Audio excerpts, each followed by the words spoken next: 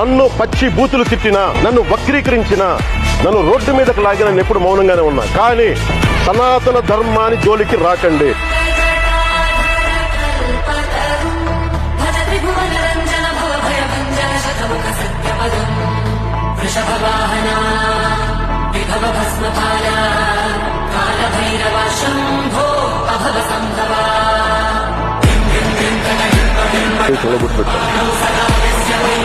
నేను కనుక సనాతన ధర్మం కోసం నేను పోరాటం చేస్తే చచ్చిపోవడానికి సిద్ధం నేను.